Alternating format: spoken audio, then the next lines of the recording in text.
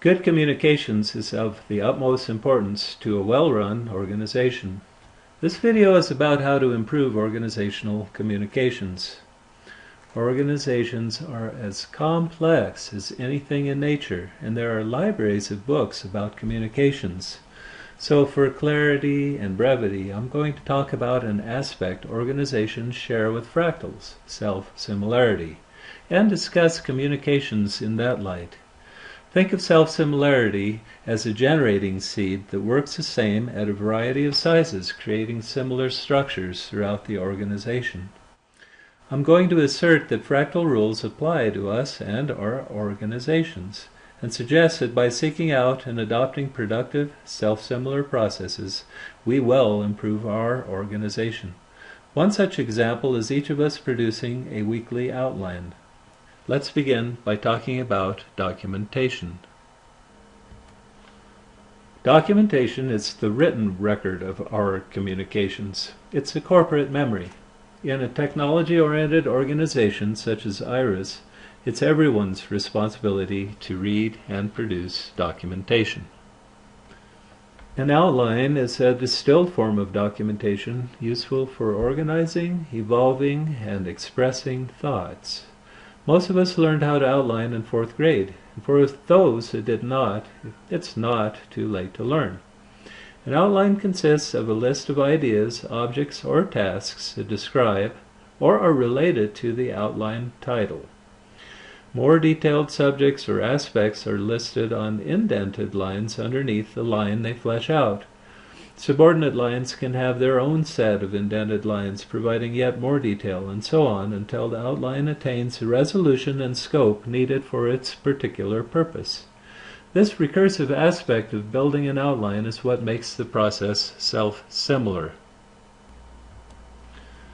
This illustration shows the one-to-one mapping of an outline and the drainage system flowing into the Gulf of Mexico. It makes sense that both the drainage and the outline, naming the individual drainages, are both fractals. Given the fact that we are part of nature, it's only natural that our organizations have fractal characteristics, which, if you think about it, has far-reaching implications. Now let's discuss the structure of the IRIS organization and see how it fits into the bigger picture. Let's start big and pretend this red, white, and blue Mandelbrot fractal set represents the United States. All the red is inside, all the blue is outside, but the interesting part is where the two meet, the zone of interaction. Let's arbitrarily take this little valley here to be the section of the U.S. that's involved with science. Let's zoom in on science. Let's say the object inside this square represents the NSF organization. This is purely an imaginary mapping, but it serves to illustrate the complexity of our organization. Pretend this little black box encloses the Earth Sciences portion of NSF. Out this arm is IRIS.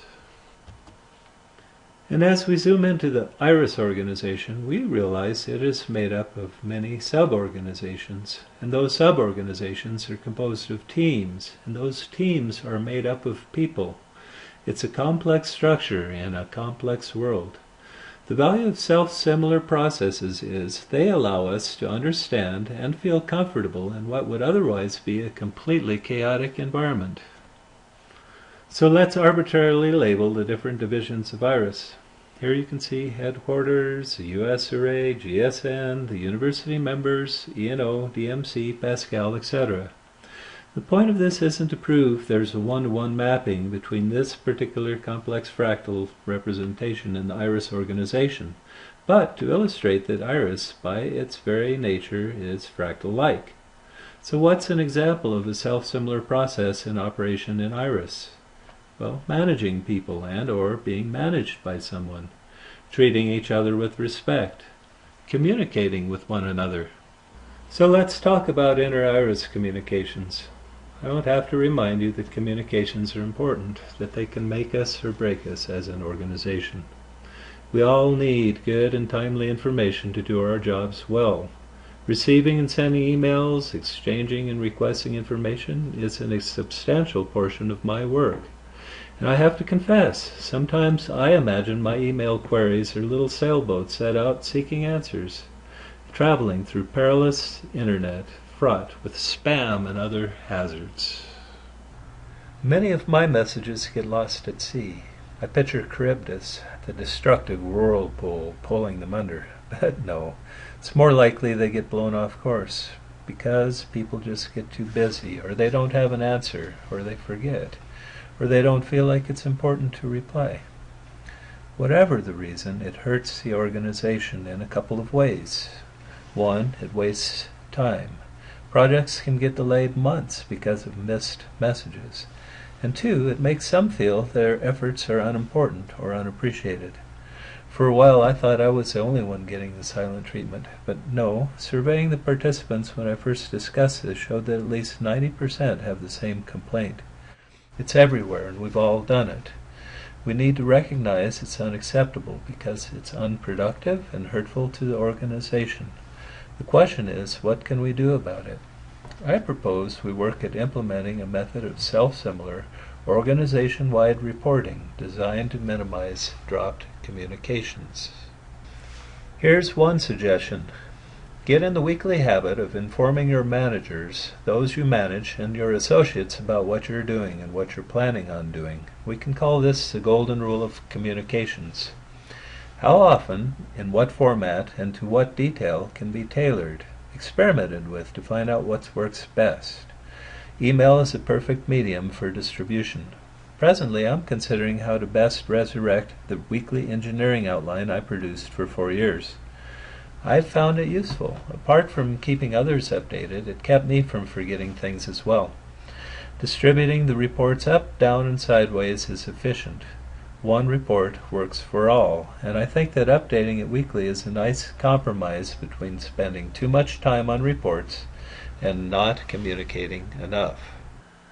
This is one of my engineering outlines from a few months ago that I use to distribute weekly to people in TA and Pascal. Note the outline form that aids rapid reading and comprehension. Its purpose is to keep my managers and associates informed. They can give me feedback and ask for clarification or suggest prioritization. It takes me about 20 to 30 minutes a week to update last week's version, and it takes significantly less time to read. I, in turn, need regular updates from my managers. I need to know their intent, what they're working on, so that I can be more helpful. The format of these proposed weekly outlines is subject to change and experimentation, but presently I'm in favor of keeping it in plain text to make it easily parsed for automating calendar, to-do lists, and reporting. Pascal and Iris have grown too large to keep everyone informed by verbal communications alone. It may have worked once, but it doesn't now. So I recommend we all create a weekly report tailored to our work situation and distribute it freely to our managers, those we manage, and to those associates who are interested in or need to know what we're doing. I stress that reading these reports is just as important as writing them. Communications has to be two-way. At a bare minimum, it's everybody's job to stay informed about their manager's intent and the progress of those they manage. It may be true that a lot of people aren't going to want to work on weekly outlines, but it's the quickest and the surest way I know for improving our organization's communications.